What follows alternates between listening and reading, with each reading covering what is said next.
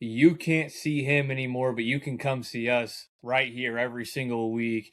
It's the Austen Podcast, the most must-see, one of the most must-watched Spotify podcasts and video podcasts of this past year, and we'll have one of the most must-watch vlogs coming out here soon. That hopefully in the works. We'll get that produced. Hopefully, I'm aiming at the turn of the year. At the new year, hopefully we'll try to get that pushed out. We want to get it out kind of as early as possible because it is Cena's finals match, which is what we're going to cover early today. And then we said last week we're going to do our Christmas list because next week is World's End. Correct. World's End's the 27th. I know past couple years have been Wrestle Dream in that December slot. So now it's World's End. Or has it always been World's End? I think it's always been World's End. I think Wrestle Dream's middle of the year. Regardless, we have that next week for our predictions. So we had a gap week this week, so we'll take our time to cover Cena's final match, his farewell match. Obviously, we were there. We wouldn't be vlogging it. We have a story to tell you, a story that no one else will have. I guarantee you that. I can promise you that. So make sure you watch the vlog. We might talk about it here. Who knows? Definitely didn't see anybody else on the road, so no one else went through what we went through. I'm more so talking about what happened in Nando's in Washington, D.C. Oh, I was talking about that drive home, but yeah, the Nando's. Yeah, the drive home was a near-death experience, to say the least. So we have a Christmas list this week after we cover the GOAT's final match, which was December 13th. I've got the uniform on. Cliff was there. I was there. We made the 8.5-hour trek over there. The drive over there, no issues at all. It was really smooth, really pleasant. We only hit a little bit of traffic before we ever got out of Indiana. But before we go any further, make sure you like, follow, share. We wouldn't keep doing this without you. And we wouldn't have the passion of vlogging without you. So honestly, we'll try to, like I said, I kind of enjoyed it. It was my first time ever being on a project like this. Never done anything like it before. I kind of enjoyed it. It gave another reason to take pictures. Is this being Cliff's going to edit? You don't want me editing the vlog, my guy. I think we can convince Cliff to start doing more stuff. But this is also the segue. Yeah, this is also the segue I was going to try and make. Eli, you're going to help us do the voiceover for the vlog. Me and Austen decided. Two co-hosts and now here, Eli we and Cliff. See the two hosts in their natural habitat. A wild Austen Garen.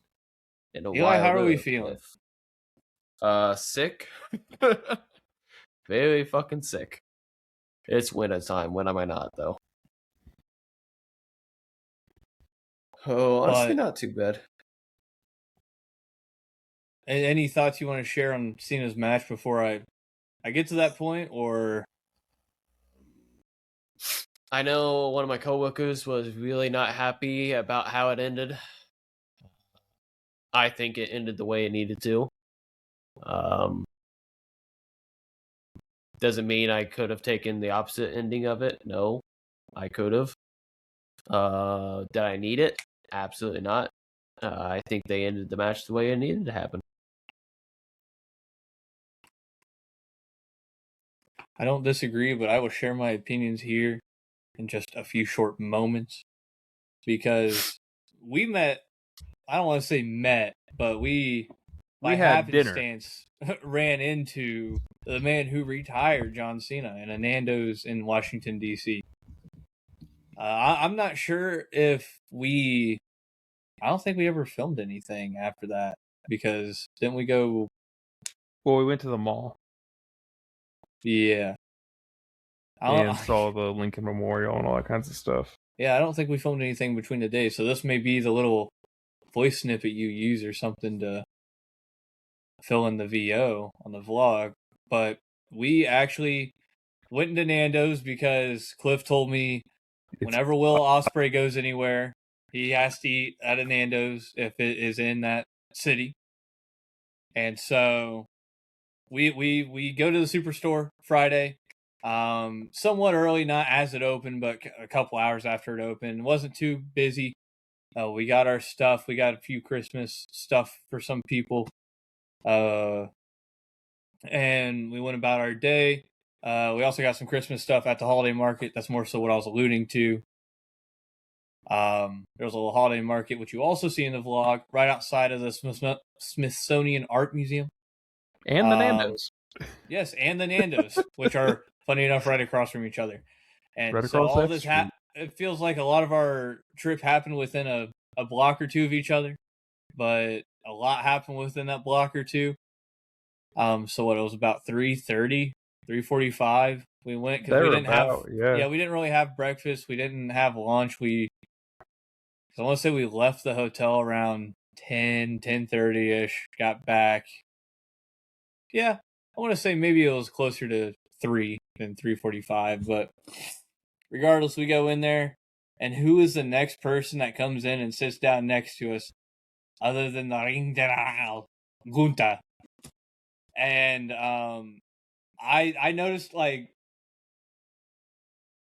not to sound weird, but you can feel when someone walks in, and you can just, and I saw a towering figure kind of off to my left, and I was like, that's a big guy.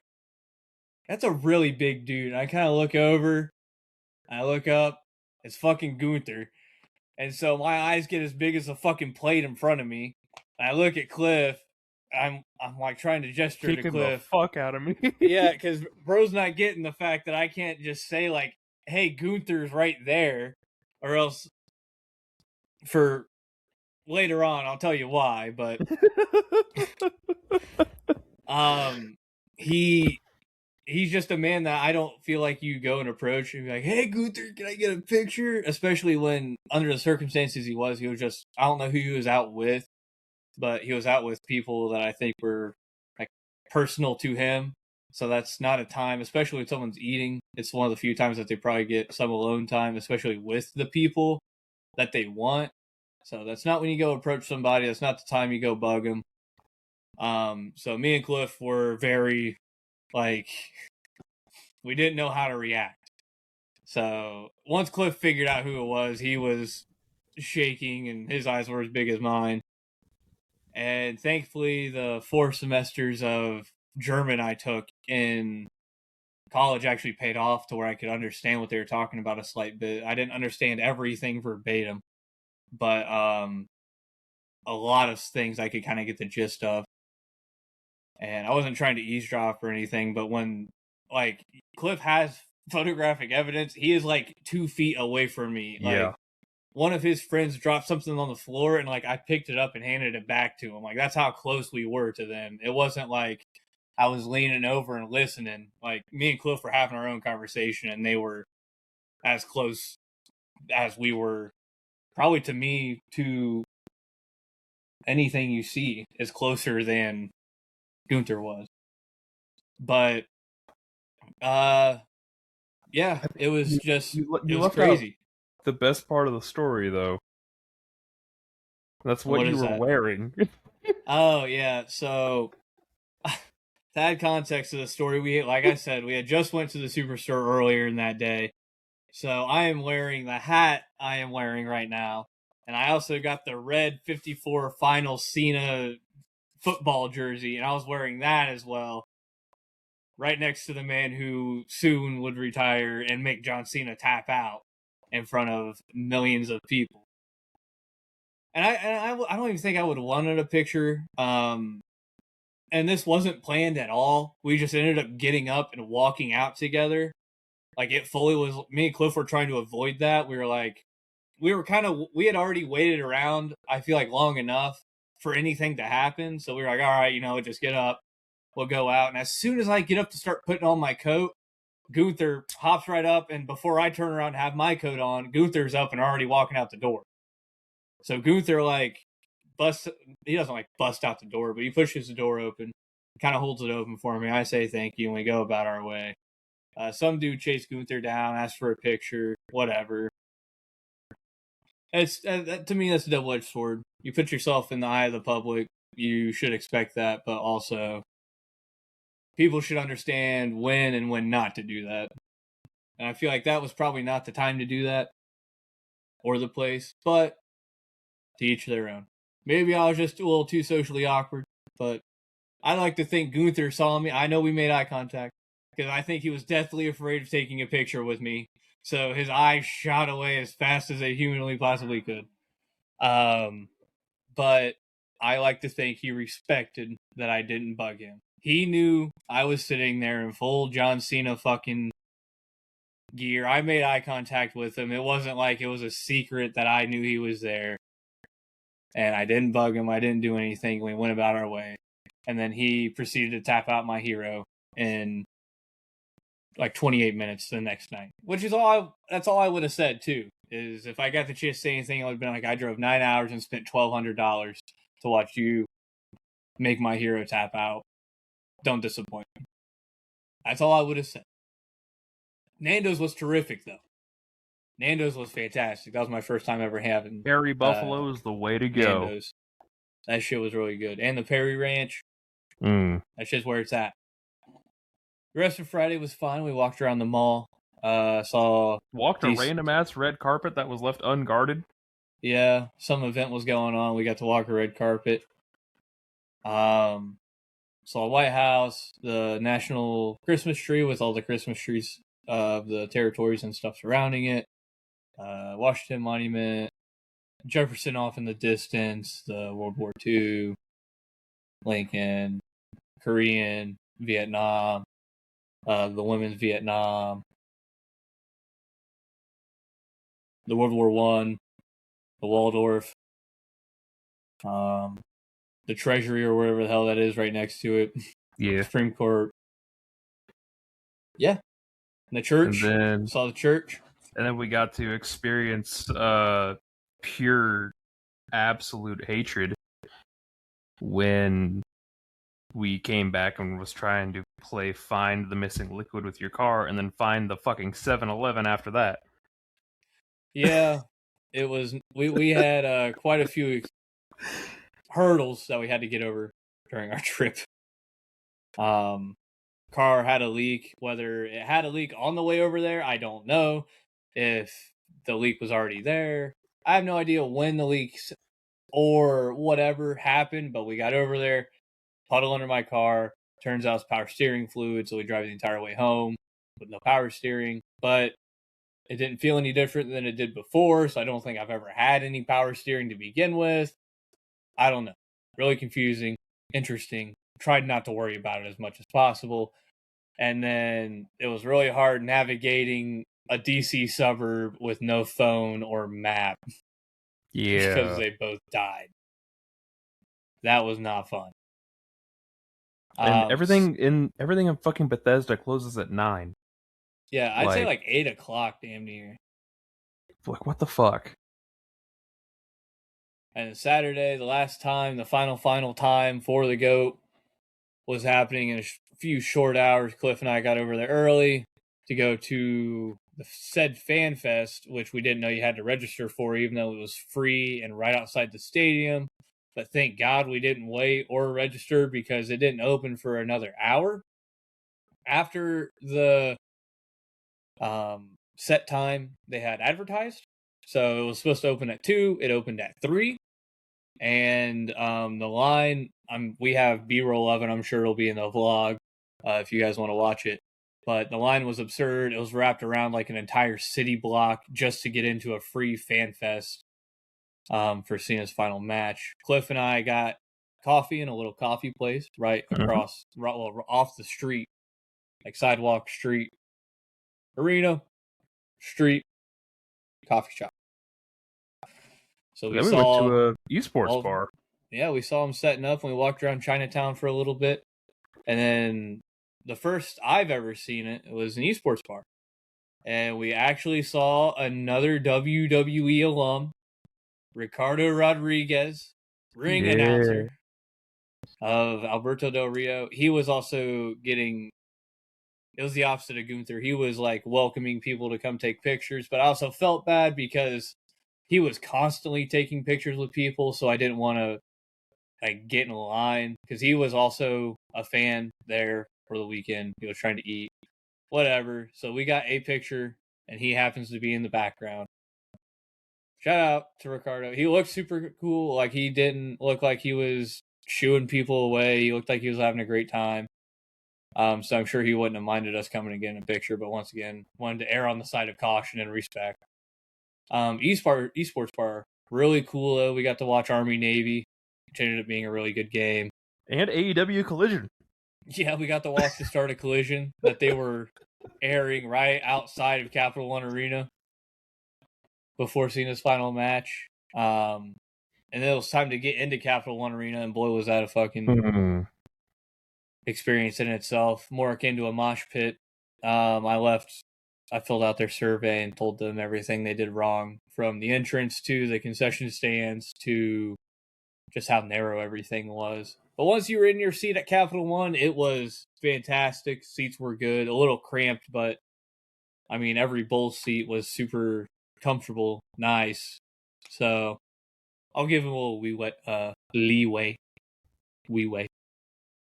And then we were in our seats. It was time for Cena's final match.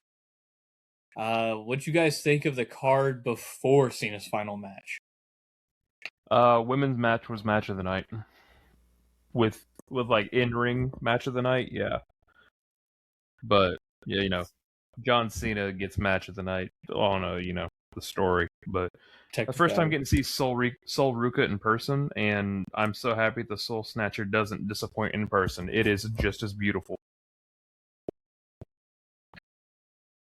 What are your thoughts? Watching it from home on my flat screen. No, it was. I want to say the worst. Actually, it's probably one of the better Saturday night. I about said Saturday morning vortex. We don't talk about the first match though. That match pissed me off. That's what I was going to bring up if no one else was going to, was the fucking Oba Cody match. Because that shit was supposed to be a 30-minute banger opposite of Gunther Cena that got thrown out in the first 9 minutes because of fucking Drew McIntyre. So, Cody was bleeding from either his ear or his mouth. I couldn't tell which. It looked like his ear. Which apparently is why it got thrown. No, you had a disqualification, so neither of your champions looked weak, and neither of them looked weak. You threw a disqualification in there, but the problem is that disqualification didn't need to happen, and now we just have an issue of an amazing match ruined by a disqualification. Yeah, I'm tired of this people assuming that just because they lose, that they're going to look weak. That's not how this works. You have your developmental top champion going up against your top champion. If he loses that match, that doesn't make him look weak. Or, better yet, you want him to not look weak? Have him lose to a fucking schoolboy. Roll up. Fucking count out. Something else other than just a run-in disqualification than... Because at that point, it just derails every bit of good that match was doing. And like Cliff brought up numerous times while we were there, we didn't see a single crossroads that entire time. He just kept going for Cody Cutter after Cody Cutter, either getting caught or manhandled after he hit one or maybe two. Cody landed very little to no offense, while Oba pretty much manhandled him the entire match until it got thrown out. And now we're supposed to just assume that they're equals? No. Oba looked way better than Cody did that entire match. I don't get it. Because that ending just invalidates what Oba was doing. I would rather Oba go out there, do that, get caught and lose, and be like, oh, going man, for something crazy, or something that, since he's young, doing something getting too thin, stretch himself too thin, or just some wild shit like that. That would make sense. Overzealous. Or, heaven forbid, Cody loses. Why What would would you do that? How would that damage Cody though? I get how it would damage Cody. I'm being facetious, but I also don't get how they were trying to be so protective when they clearly, and John Cena clearly explicitly stated that these were exhibition matches going into it. Like, these matches had no repercussions, no nothing to them. So why not just have them go out there and wrestle a full match? I just don't get it. I get they're trying to get us to hate Drew or whatever. Cool. But come on. That was supposed to be like your second biggest match on the card. And instead it went to the women's match. Yeah, if anything, if that's how they're going to do it, I wish that match would have went on right before Cena Gunther. I wish that women's match would have opened. Well, and that match really sabotaged the women, because the women's match was great. Everybody enjoyed it, but the error hadn't come back into the arena yet. Tag match wasn't that bad, and if they tag would have match given was it really more good, time, too. I think it could have aired out more. That ending has me so confused. So, I think AJ just slipped. I think that's all it was. Is Evans just that much of a pro already from being that young that he knows to play it off, go for the cover? And that was Leon. Was it Leon? Yeah. Okay. Well, question still stands. Does Leon know to be that much of a pro? He's been training since he was 9. Yeah, I've already said Leon's not like he's young, but I think he would know enough to do that. There was also a gimmick that AJ Styles had back in the Independence where, after leaving TNA, where I think it was a Pro Wrestling Guerrilla show, he slipped off the ropes, and then for like 2 to 3 months, anytime he would get up on the ropes to do a phenomenal forearm or anything, he would quickly get back into the ring and do something else because he was afraid of slipping again. I hope that he's not doing that, but I think he might have just slipped, or I don't know. I don't know what happened. I just try not to look into it a whole lot. What I would look into, though, is him and Gunther having a little stare off before he drove off. Does that mean Gunther's retiring AJ Styles, too? AJ. And Brock Lesnar? Yeah. I mean, at this point, are we just not looking at 09 Legend Killer Skinhead Randy Orton? Well, I think we are. On commentary called him, I think it was a Legend Retirer. Well, you can't say Legend Killer nowadays, so... Well, who do you think's going to retire Randy when it's his time to go? Gotta be Gunther. It has to be Gunther at this point. So who's going to be Gunther's Undertaker, though? Huh? Because Legend Killer Randy Orton, the biggest test he ran into was Undertaker. He could not kill Undertaker. Gunther? So is it Ilja? No, it won't be. It'll him. be R-Truth. He's still gonna be 60 and looking like he's 30. Well, let's look at who he's already lost to. He's lost to Jay twice. He's lost to Sami Zayn, and he's lost to CM Punk and Ilja. Hasn't wrestled He beat Cody, didn't he? Or did he lose to Cody? I can't remember now. You point in that crown. I think he's lost to Cody. Look, I'm also going to say this real quick while you mentioned Jay. I don't think Jay needs to move out of the tag picture. And if he does, he needs to only be a mid-card. So yeah, Gunther's lost to Cody. I don't think Jay is a main event superstar.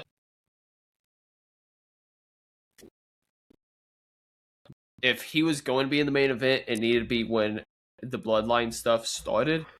Not now. Now it's... He is not anywhere close to where he needs to be. And some of that runs off on his dad running his mouth on line. That's what you're supposed to do for your kid. I definitely think they are going down this path with Gunther. They are going to have him retire Brock at SummerSlam in Minneapolis this upcoming year. it's almost a foregone conclusion at this point, and I think he will retire Randy when the time comes. And even if he doesn't get another title in WWE, period, that could be his gimmick for the rest of his career. Is that anyone that wants to retire? Guess what? Gunther's part-time ass is back to come send your ass packing. How old do you think he is? I know how old he is, but how old do you think Gunther is? He's 40, isn't he? Eli, 41? what's your guess? 37. He is 38. See, even better. And I'm tired of this people talking about, you're dropping it to a 40-year-old. He's a 40-year-old. Yeah, they work year-round, people. These aren't 40-year-olds that work 5 months out of the year. This is a 40-year-old that works 52 weeks out of the year. They don't work a season. This isn't when Brock got the title and then showed up once or twice. I'm not even talking about that. I'm just talking about being a wrestler. Oh. Like on the stage of a Brock Lesnar or a Roman or a Gunther, where you have to show up and wrestle every week or make appearances every week. These aren't wrestlers that get weeks off at a time unless they're hurt or some extenuating circumstance. And Charlotte Flair recently has said that the Dirty Tour and everything isn't as aggressive as it has been in the past. So these wrestlers are getting more and more breaks. Exactly. Periodically. So, but what I'm saying is, this 40-year-old, say he wrestles for 20 years, you're getting a full 20 years of exposure, start to end, not 3 months or whatever your season is of that 20 years. You aren't getting 18 games over 20 years. You're getting 365 days a year, 52 weeks a year. Like you get the gist. You get what I'm saying. Yeah. But you get it front to end. They get way more screen time than any other athlete, period. And so I'm tired of this fucking, oh, well, he's 40, he's 39, he's 42. Even if he gives you 4 years, you're getting 4 years of Gunther. Even if he's world champion, 4 years beginning to end. Say he's 38 now, he wrestles till he's 44. That's 6 years beginning to end of the man that retired John Cena. That's an era. Look at the age thing. Look at stepping away from just purely John Cena and Gunther. Japan. You have Goto, who is, I think, pushing almost towards 50. Just became world champion. Because in Japan, they have, okay, this month we're going to have this tour. We're going to take this month off for the most part. Then we're going to come back into this, but we're not going to have everybody on this tour. It's going to be some people. So you have dates where you can just stay at home, mend your body, focus on what you need to. Then you come back, you step into the ring, and then you do what business you need to during that tour building up to the pay-per-view. So you have time to heal, so you have a lot more longevity in your career. And I feel like AEW has kind of taken that step for the most part and being able to do it with some of their wrestlers. Maybe WWE starts doing it. I have no idea. But that's what's helped Japan wrestling in general keep a lot of their wrestlers till they're 70, 80 and still active. I don't know. I'm just tired of this narrative because how are we sitting here calling Gunther too old? Gunther's damn near in his prime right now. Yeah. The prime for a pro wrestler is not about age. When are we going to learn that? It's about ability and popularity. Gunther's ability is untapped right now. Popularity, he's one of the most hated men, if not the most hated man in pro wrestling right now. How's this man not in his prime? I don't get it. I don't care how old he is. I don't. Stop trying to spin a narrative that's not there. But he tapped out John Cena. And that was it. I cried, as every other person in that arena probably did. There was not a dry eye in that arena.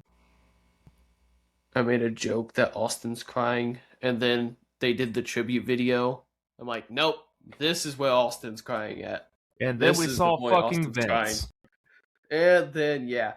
You thought they were what? I heard some boos get louder during that point. I don't know if it was pumped in sound or legitimate. It was So legit. everyone was kind of like shocked, and then they realized who it was, and then they started booing. That matches up with how it sounded. Yeah, but to answer all the questions I've been asked, yes, it truly was that silent after he lost. Yes, the boos were that loud. Yes, they were chanting "Fuck you, Gunther." Austin got one of the chants of "Funk You, Gunther" started. I also got like the second or third "Don't Give Up" chant started too. If you know when to listen for both of those, you can faintly hear me start it. But I did start. I know for a fact I heard myself start the "Fuck you, Gunther" chant. Everyone was booing Triple H specifically. Yeah, that's all I was saying. That's all I was talking about. The boos were as loud as you think they were. And look, I get it as a fan that you want to see John Cena come out with a win. But at the same time, John Cena is about as old school as it gets. And the old school way of doing things is Gunther's still going to be a part of the company actively wrestling. I was ready isn't. to say I can't. From what I remember, I was booing Triple H because of prior beef I have with Triple H from WrestlePalooza, from Royal Rumble, from all this other shit. I was booing Triple H for that reason. If I was even booing him, I can't remember. I just remember grabbing the top of my hat and being in shock and not saying a single word. But I have no issues with the finish. I think him tapping out, I'm pretty sure I said on the podcast last week that's what was going to happen. Like, I had no issues with John losing. I wasn't crying because he lost. I was crying because he was fucking retiring. I was crying because man wrestled for 20 years. You watch him every week. Childhood. A lot of people's childhood. And I was one of 20,000 people to get to watch it with my own two eyes. And then I have no issues with him tapping out. I think the match was fine. I think they hit all the big spots. He got a blockbuster. He ate him through the table. He hit an avalanche AA. He did the STF. He hit the FU. Which they called the FU. Yeah. The avalanche AA is what they called the FU. So they hit everything they needed to. I think what they fucked up on was after the fact. Like, John Cena is one of the best promo guys in the business. And I get, like, if you're emotional and you don't want to talk, but I feel like John is one of those people that would want to, like, say his thanks and give his thanks. And I've also seen a lot of people talking about this, too. He just looked uncomfortable with the entire thing. Like, they didn't tell him anything that was going on, and everyone just kind of came out and surprised him, and it was just, he looked uncomfortable. Which surprises are fine, but it's Cena's night, and I feel like, you surprise him with like a video package or whatever, cool. But still give him that time to talk. Like, this is, I don't know. I think they should have, I didn't have an issue with everyone coming out, surrounding the ring, showing their respect. I thought that was fine. I just felt like it was weird. It was cool, but it was weird. I feel like Cena should have gotten a chance to say something or talk, or I don't know. Something just felt off about it. And I don't know if that's just because this is like such a weird, unprecedented thing that we're watching a wrestler walk off and this is it. Like, we've never had a wrestler do this, like he said numerous times. So that could be it, or they could have just left something to be desired. But I mean, being there, watching it, and nearly dying on the drive home, it was worth it. I would say so. In fact, there was something else I was going to say. And the tunnel. The tunnel. Yeah, that was cool. No, there was something else, like, Oh yeah. So I also have been hearing. I want to get your guys' opinion on this. Cena smiling before he tapped was for the gorilla position and more of like a FU to Triple H than, which is why Cena, like, he's in the ring and everyone was like chanting bullshit and you fucked up and all that. That's why he's pointing at himself and going, like, that's my bad, like, that's on me. Because he called the audible and he decided to make the decision to tap to Gunther instead of doing whatever else they had planned. As like a final FU to Triple H in the gorilla position for fucking over his entire retirement run. I think it's more that. I don't think that in the ring he's pointing at himself, being like, "That's on me. I did that." Yada yada. Yada. I think he did it because of shit like WWE Unreal and stuff like that. Shit that purposely pulls back the curtain, and you know what's going on. So, and I really don't like that stuff. Like, I'm not a fan.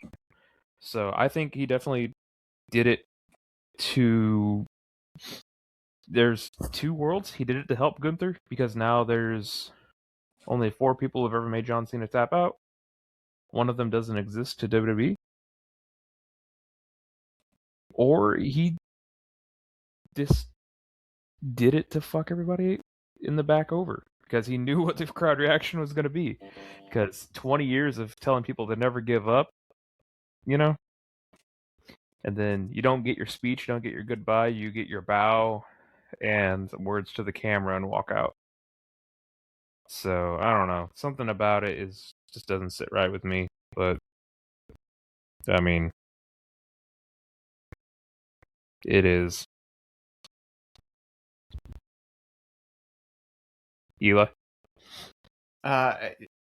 Kind of what Austen said of the John Cena, kind of maybe pulling an audible. If you look at Gunther, he legit looks confused as shit for a second in the ring. Like, he looks at the ref, taps his shoulder, and then looks up at the referee again.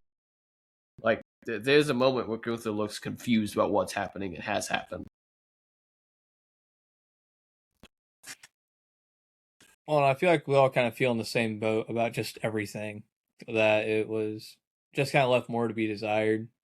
I do feel the same about that. Yeah, the entire retirement run.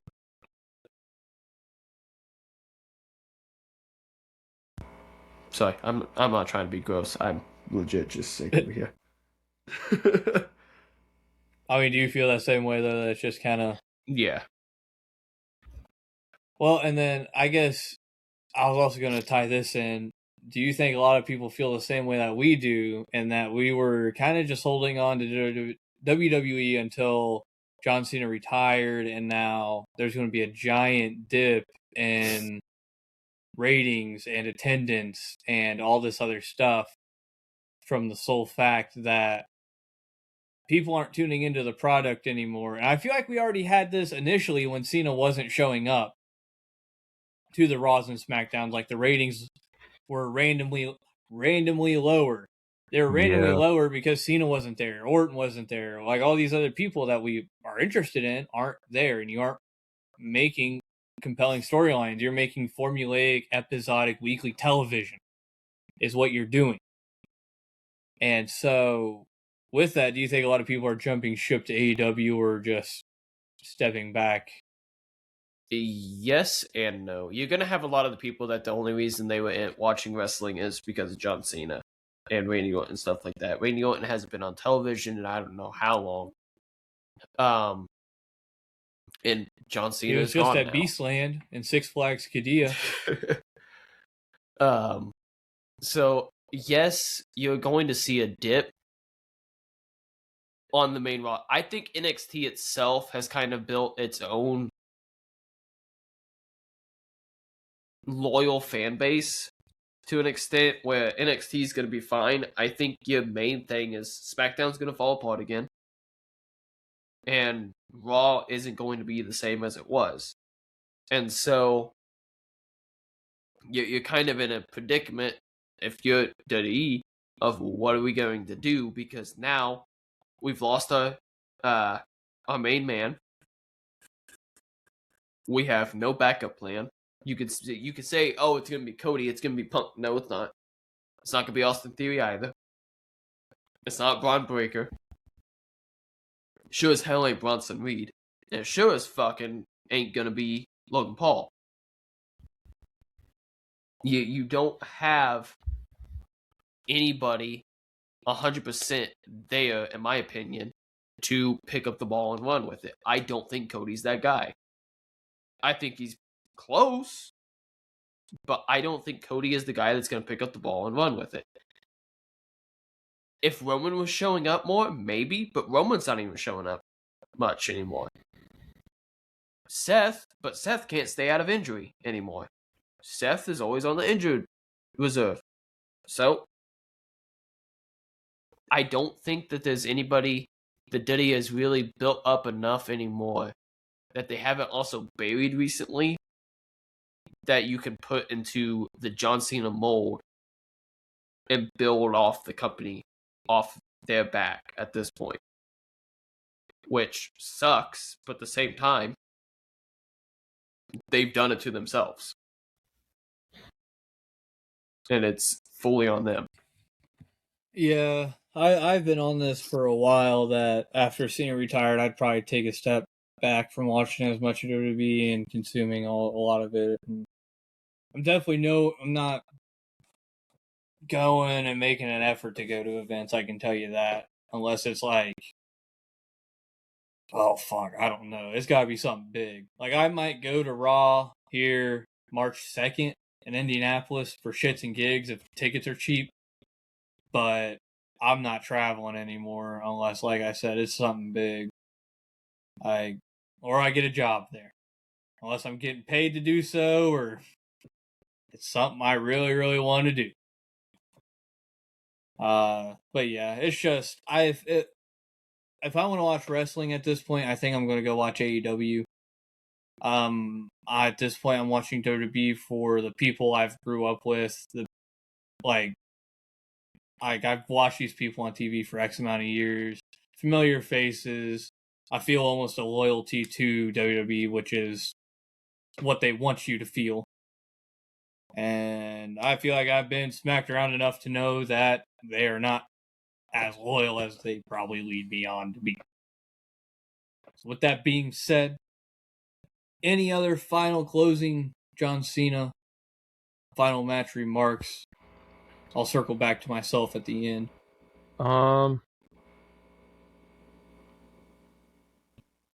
Yeah, just a couple more. Why the fuck was it in DC? Good question. It should have been in Boston.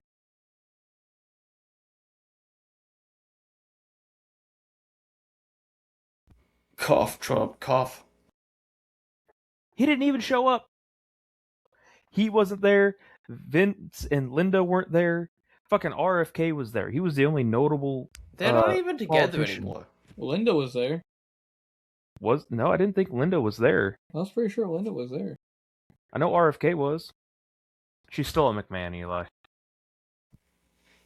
RFK's drinking his Tylenol.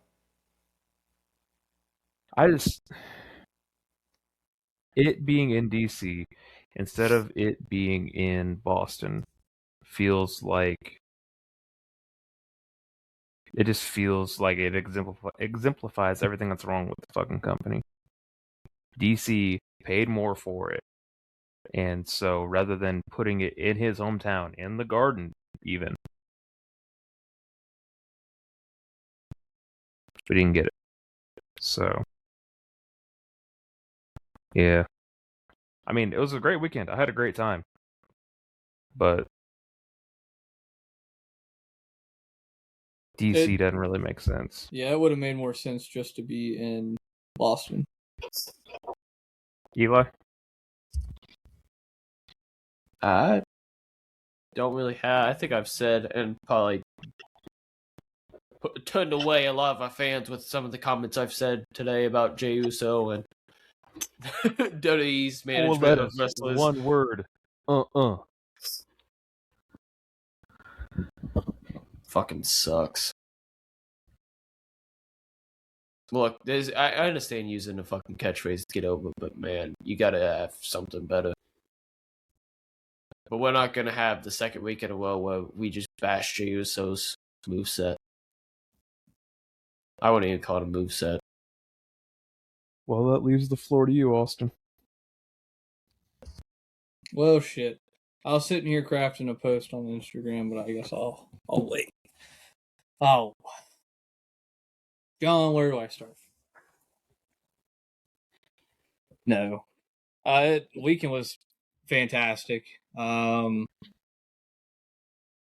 felt important to me to go, like a lot of people there. It just felt like something you couldn't miss, and I feel like everyone there, it meant a lot to be there, like to every person, which is what made it mean a lot, like even more. Because you could just feel like the energy and everyone in there was ready to see him off, win or lose. Like everyone knew that this, I guess not everybody, because some people thought it was going to be a fucking storyline, that this actually wasn't going to be his last match. Which if he did one more match at Mania, I wouldn't have been fucking mad, but the fact that people thought this was all going to be a storyline was, and still is, absurd. But, yeah, I mean, I watched him for my entire life, all 23 years. Debuted the year I was born. I grew up on the 6 words: never give up, hustle, loyalty, respect. I have a picture that'll be in the Instagram post, of me wearing the purple shirt and purple and yellow hat when I got it.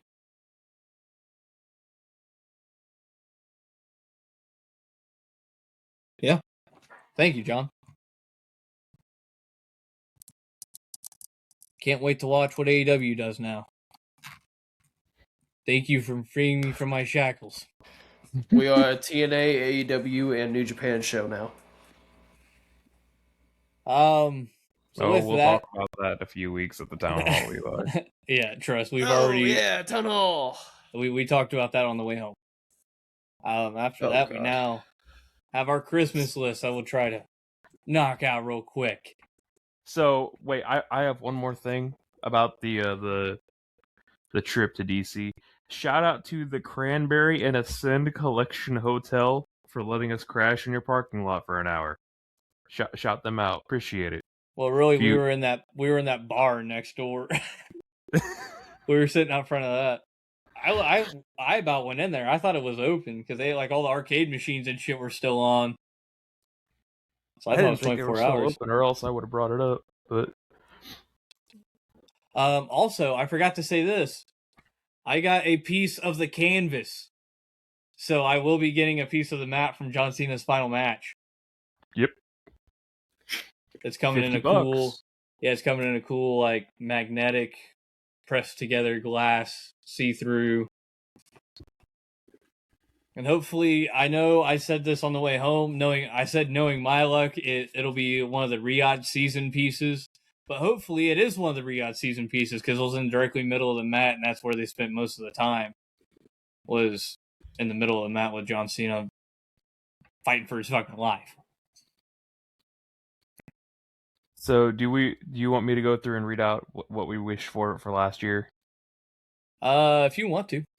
So Austin, last year, you had 2 that came through, 2 that came true, 4 that kind of, and 2 that didn't. Your 2 that didn't come true is pushing WWE for more and World Champ Balor. Your 2 that did come true are For the Love of God, Don't Forget About SmackDown, and better theme songs. And your 4 that were kinda was Lay Down the Old Guard Gently, use Netflix to its fullest abilities. AEW needs to strive to have a community and innovations in the production.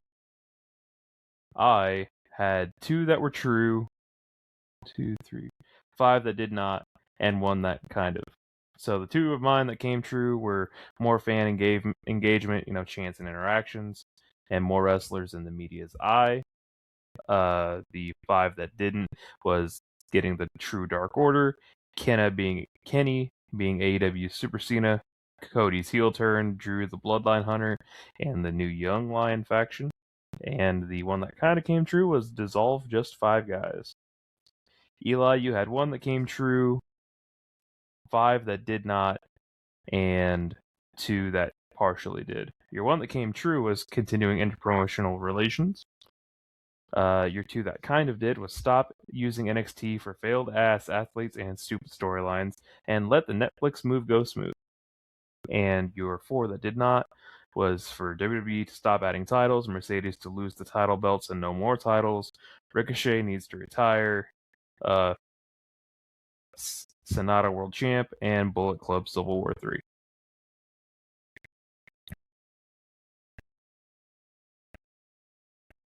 Those were our Christmas wishes last year.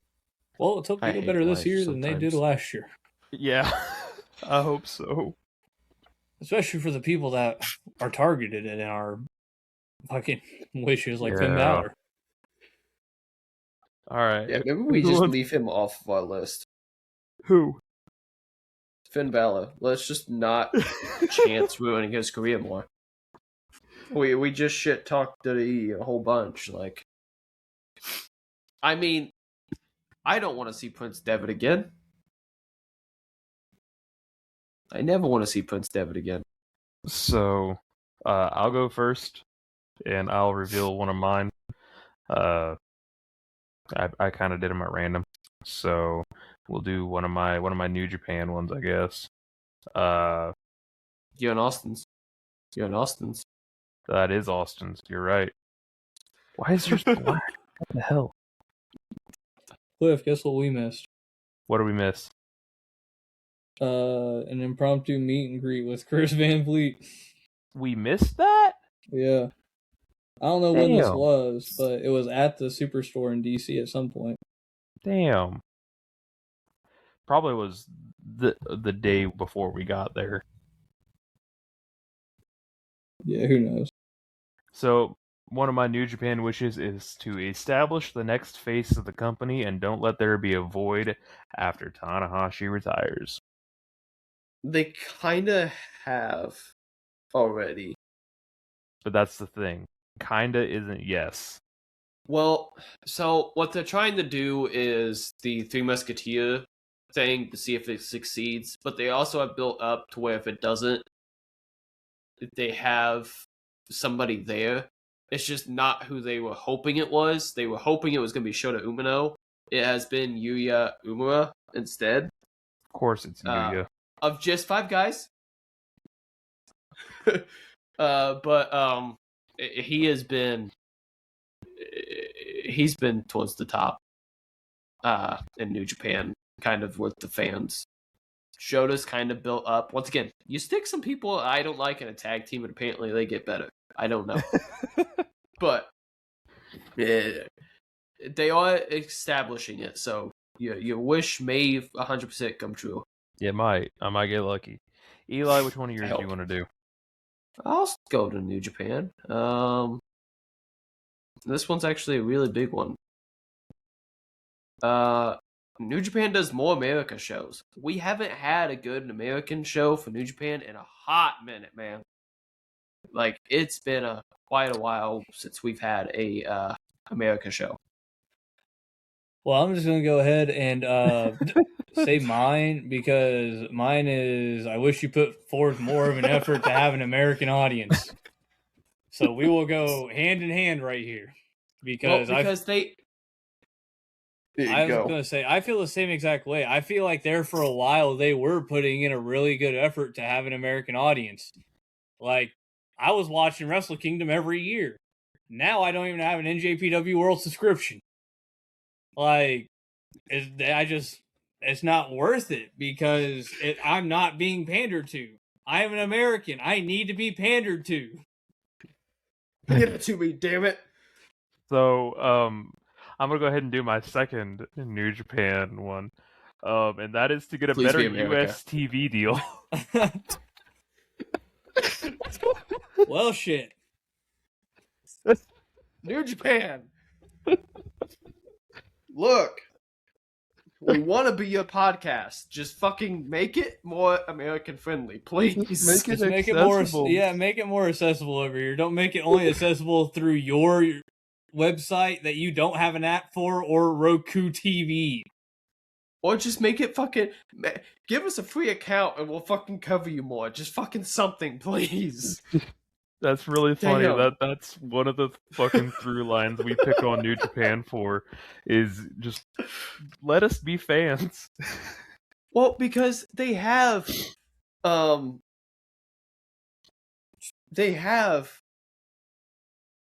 strong titles. They just haven't been fucking defended. Correct. Like, I think Ishii is the strong men's. I can't remember who the fucking women's is. Oh, no. I'm not Never looking mind. it up. I don't think it's her. I don't think it's Mercedes. I don't want to look. I'm looking. I don't want to look. You just said you weren't looking it up. But, like, they have so much they could offer to the American audience. I think a lot of it was just trying to let AEW have their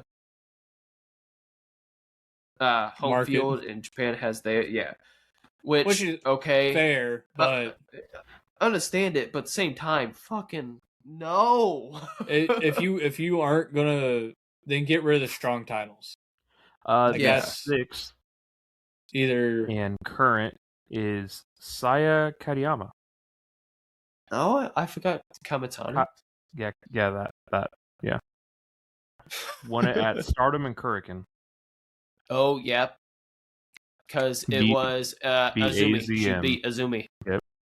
It is not AZM, it is Azumi. It's on here as AZM.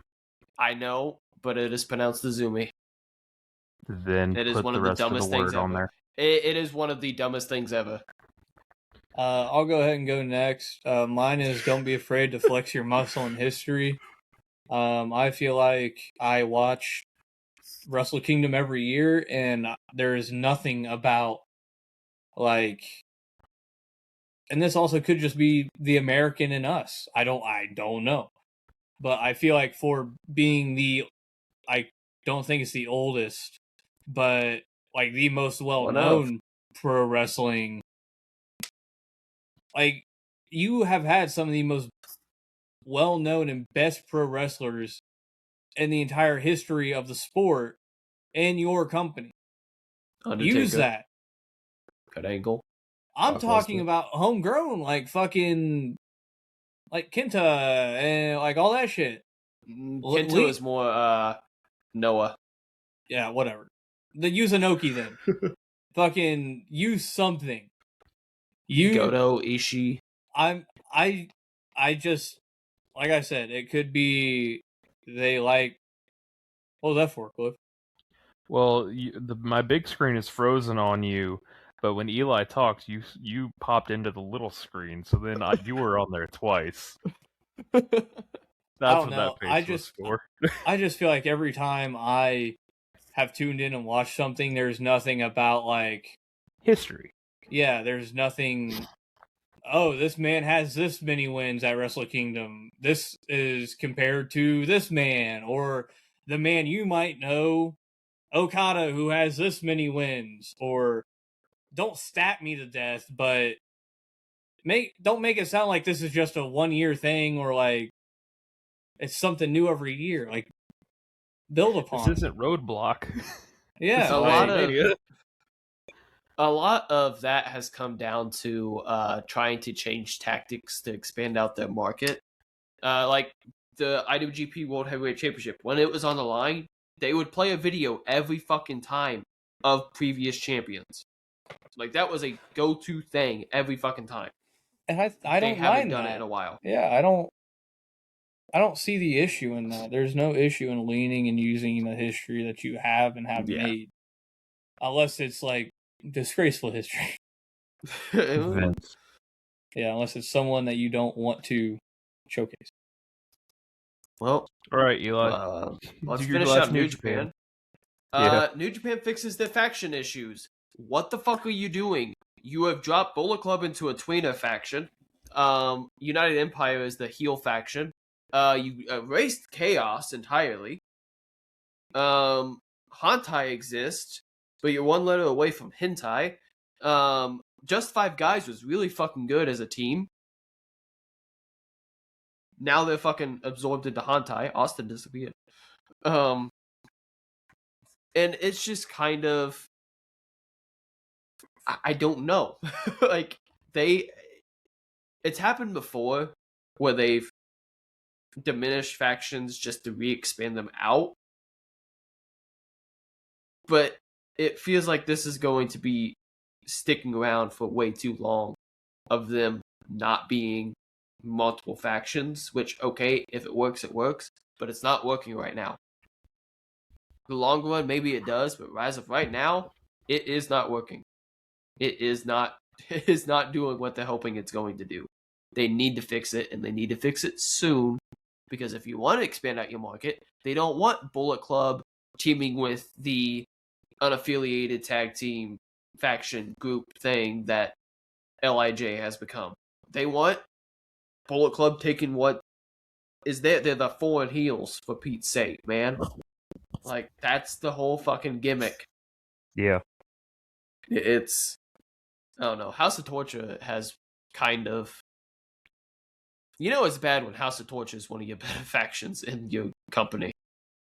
Like, that's bad for House of Torture to be one of your better company factions. But I don't know. I'm gonna go ahead and rip one of my WWEs. For the love of God, turn Dom face. Mm-hmm.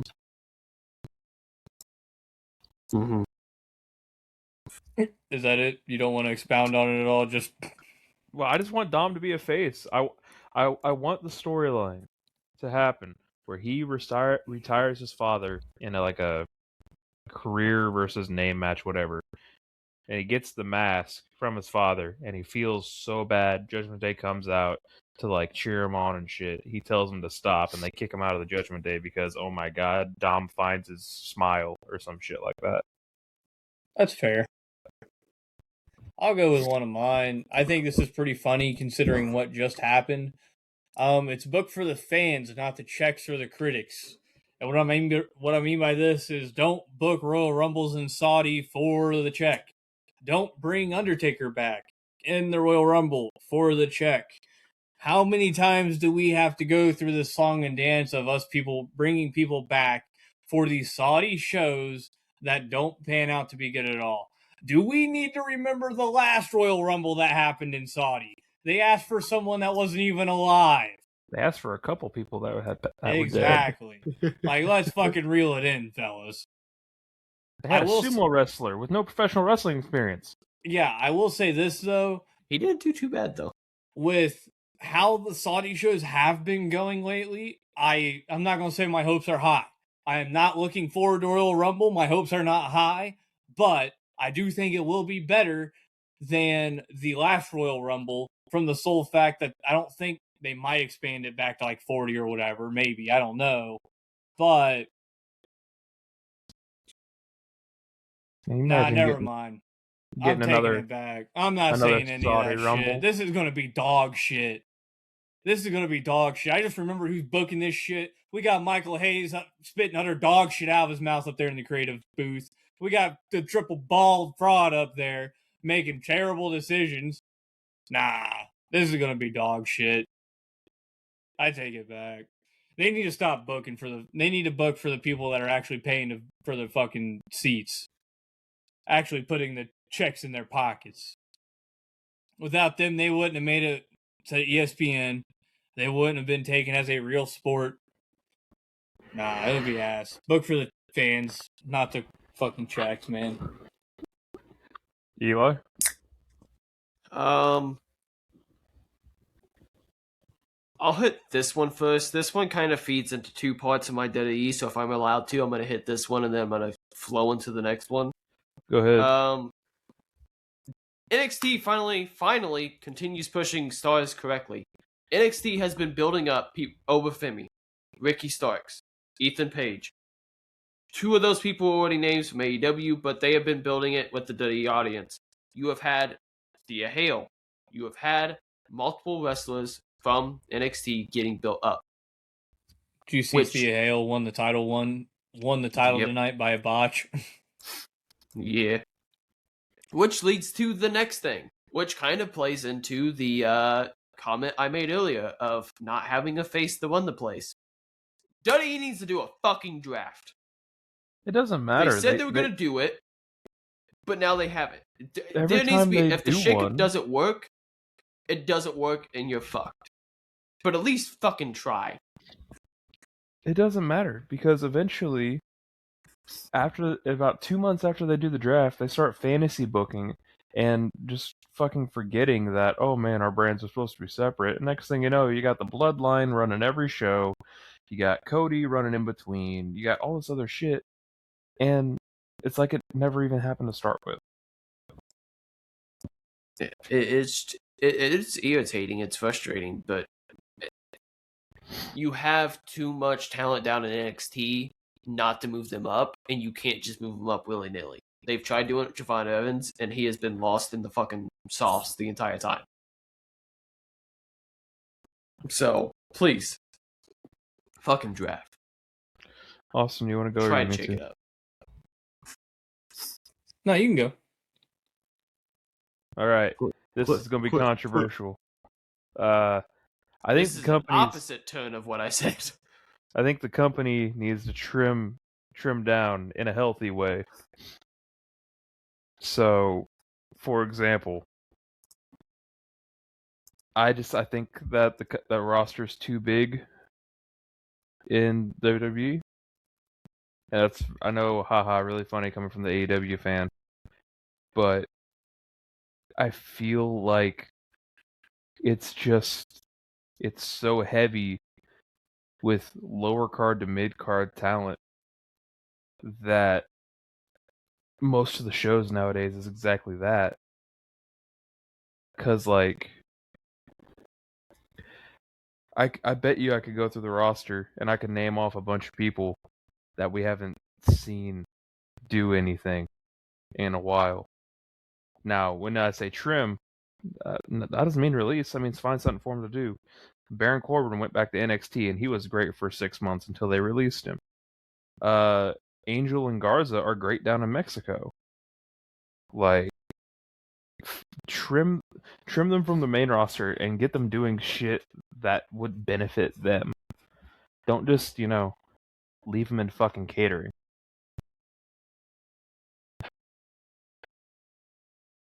So yeah, that's my other WWE wish.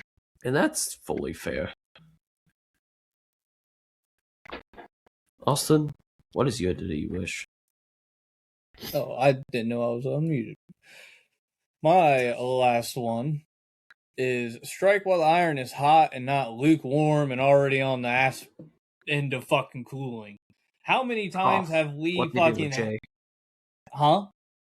I said cough what they did with Jay. And LA Knight and any other fucking star who has gotten over by themselves with organic popularity because it doesn't fit to their fucking timeline. Their timeline is this time to this time. And that is when they are going to push this said person. It doesn't matter if they're popular now or if they were popular 5 months ago or a year ago. We're pushing them now because this is when we want to push them, not because this is what they want. When are you going to realize that that doesn't work out? That's not what we want. We're very vocal about what we want. And it's very easy to make money in the wrestling business if you know how to listen. I guess they don't. Fair enough. We go into AEW or... We'll go AEW, then miscellaneous. Okay. My very first one is, I think AEW has gotten popular enough again where they can start to book bigger venues. Not all the time, but they can start to book some of the bigger venues. I don't know. I kind of like what they're doing with it. I really enjoy the smaller venues. I really do. But the issue they're running into is that they're starting to sell out fast. They need to do it like the Go Home show in some bigger venues, maybe. Yeah, so like shows like your Beach Break, Winter is Coming, Blood and Guts. Blood and Guts. They there's another one they do is like the Title Rush or something like that. They do in They're March. big shows that they do on television and Go Home shows and the big arenas instead of. I've just kind of I'm not gonna say I've been keeping an eye on it because I really haven't, but I've been checking in on it every once in a while. They're selling out of a lot of seats in these smaller arenas pretty quick. So I don't know. Fortune may favor the bold, but I don't know. I like the look of the smaller arenas. I really do. It gives AEW a unique take. Like that's the only wrestling event that's taken place in Fishers to have been broadcast. Like, and all these other smaller arenas like that. But I think it may be time to have the ability to start to do some bigger shows when at bigger venues when applicable. You know, stuff like that. I like it. And I'll go ahead and just do my other one too. Right. I'll do both my AEWs. I want more AEW talent in mainstream media. You know, how so specifically here? Well, like for movies example, and all that, or no, not necessarily movies. I mean, MJF's already got that covered, so I ain't got to worry about that. But like, Today's Show interviews, huh? Today's Show interviews. Yeah, I want them to be out there because getting out there means that's one more step of getting more people in the door. So, well, and last year, that's one of the things I said for WWE was that I wanted them to be more mainstream, and I feel like they did. So hopefully, to the detriment of their fucking product.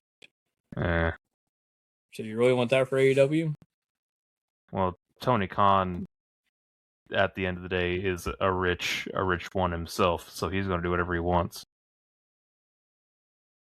So, we'll go but with we one know of mine. You listen to us, AEW. Someone does. We'll go with one of Someone mine. Does. It's Shad. I'm going with Ride the Wave and Stop the Start and Go booking. I feel like very often in AEW, someone is hot. I feel like they have the opposite of WWE, if that makes sense. Like, someone gets the slightest bit of traction behind them, and they're like, oh, fucking, let's go have him beat Hangman. Fucking 2-week title run, Hangman will win it back, it doesn't matter. Like, we need to strike while the iron is hot. Like, we need to strike before the iron is hot. They almost jump on it too fast. So they need to... I feel like we also had this issue a while ago, was long-term storytelling. Now we have a bunch of history in the company, and they are starting to do this long-term storytelling, but it's not cool when the long-term storytelling is long-term over the past 5 months because they keep losing the belt to each other. That's when it becomes stop and start booking. Just, please, let some things settle before you go mixing it all up again. Routine is not a bad thing.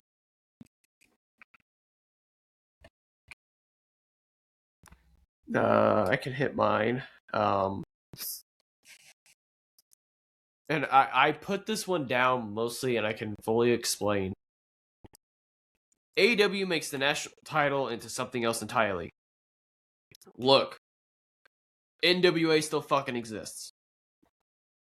They have a national champion. You can't say you're making a title with the heritage of another title when that title isn't disbanded and the company isn't defunct. It still fucking exists. The heritage of that title doesn't go into your title. It stays with the title that is existing. And that's over in NWA. Not here. Make it something for AEW specific. Don't fucking do whatever you're doing with the stupid unified coastal whatever the fuck championship. That shit's pissing me off, but that's a whole different subject for a whole different day. Make the national title into what this mess of a thing could have been. I like the idea. I'm not necessarily a champion, but I like the idea. Run with it. Please fucking run with it in the right direction. Please. Is all I can ask at this point. Austin, you want to do yours or? Yeah. Mine is stop rerunning and start reinventing. I feel like they're trying to copy in the footsteps of a lot of the same and old promotions.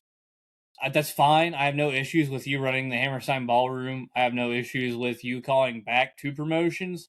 I have issues with you fully on ripping off storylines and things that happen in said promotions or even weeks before you do it on WWE television. That's what I have an issue with. You have a talented enough crew. You have a talented enough roster.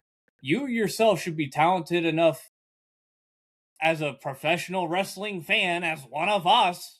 You should be creative enough, Tony Khan, to come up with your own ideas that call back to specific things, not completely rerunning it and ripping it off for your own enjoyment with your own toys.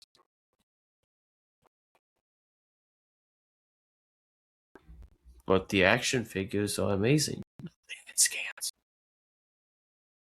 God, the head scans are awful. Mine actually is another title thing.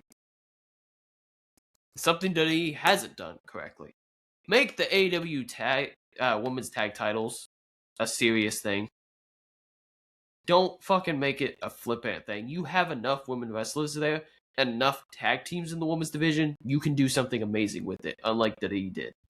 Please, please, please do something good with it. You have Athena's, oh, what the fuck are they? Oh, The Minions? yeah, Minions in Training. That's 2 wrestlers right there. Boom. You have a tag team right there. You have everybody that was a part of the tournament for the most part. You have an amazing tag division. Fucking use it.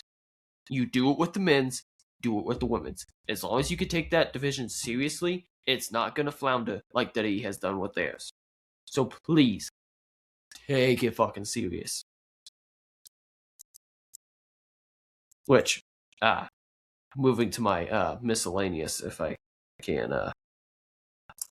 So I want the Death Riders to break up. Like fully break up or just new leadership? Fully. I'm fine with new leadership if they change the name and everything.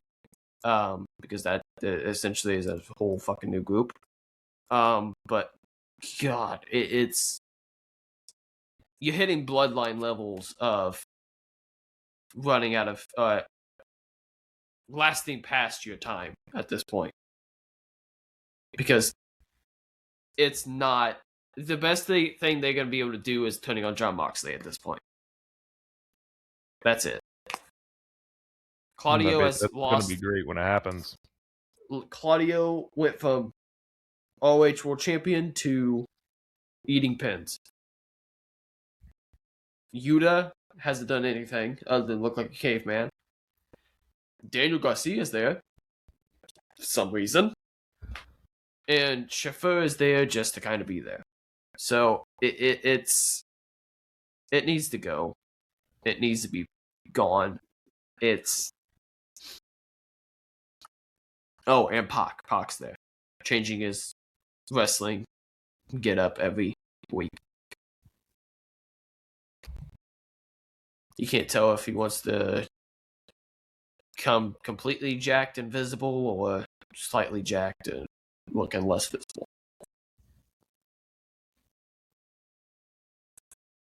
That is my first miscellaneous. Cliff, you want to go and go? Yeah. So my first one is do not let retirements be trashed in the year of 2026. I feel like this one might be a little pointed. A little bit. Like, don't let the tours be trashed and don't let them be meaningless. Let whoever does the retiring, let them be a fucking monster, which ties into the next one that I'll say after it gets back to me. my first one, nothing crazy. I made a miscellaneous about this one last year. It's to continue the deathmatch renaissance.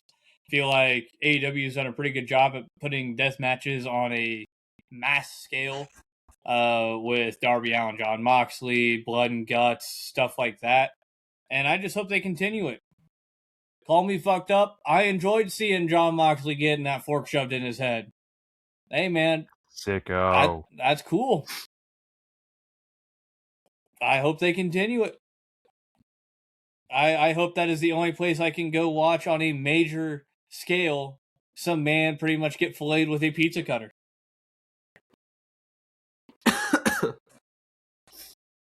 Yeah, because GCW is kind of falling apart anymore. Yeah.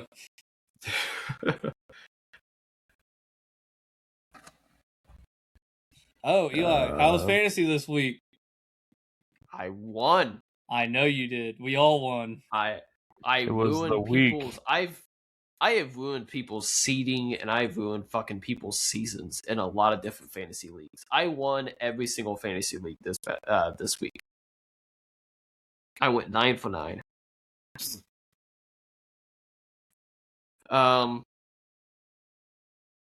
This one kind of ties into a New Japan thing I said earlier. I want NJPW to make a new Chaos faction.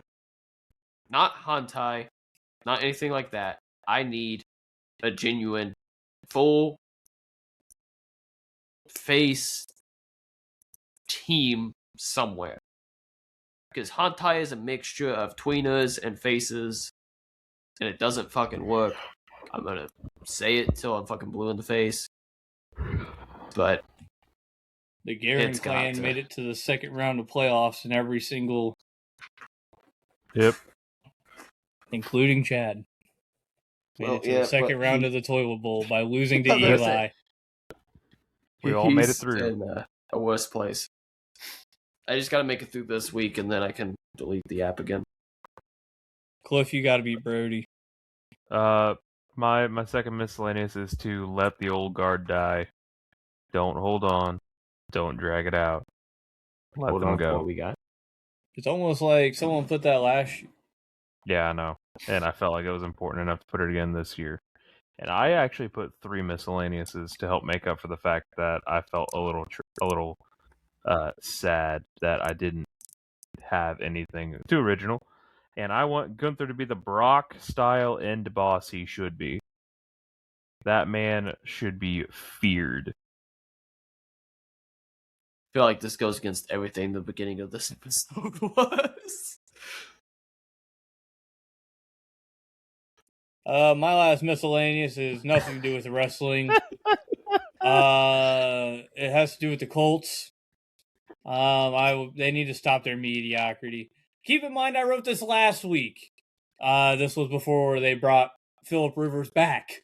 Grandpa Rivers. This was before the team was led to a loss by 44-year-old Grandpa Phillip Rivers. I love what Irsay is doing. Carly Irsay, that is. That's the coach. That's the owner. I'm saying it's He's the saying the problem is the issue. coach. Oh.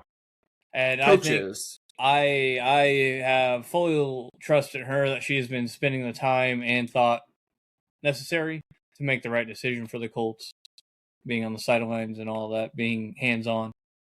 And so, yeah, I hope she leads the Colts out of this. I don't even know what to call it. It's just been terrible. Terrible time to be a Colts fan. And those are my my wishes. I think those should be all of our wishes. Yeah. I think I made a better list that could actually possibly get me a whole completion of stuff that happens this time. Do we have any end of show stuff, or do we want to go ahead and send it? I think we send it. I ain't got none. We can send it. Alrighty. Well, I did the intro, so I guess I'll go ahead and do the outro. December 13th, 2025 will go down in history as the day John Cena wrestled his final match roughly 20,000 in attendance. 2/3 of the Isnell podcast was there. All of us were watching like millions at home. And all of us cried as John Cena smiled as he tapped out. Much like Icarus, as he knew he flew too close to the sun, but yet he smiled. John knew that it was over. He couldn't keep up. So he passed the torch. We aren't passing any torch here, though. We're going to be here for a while. Like I said at the beginning, you may not be able to see him in the jorts anymore, but you can always come back and see us, because we are your ace in the hole. Thank you, John, and we will catch you on down the road. Yeah.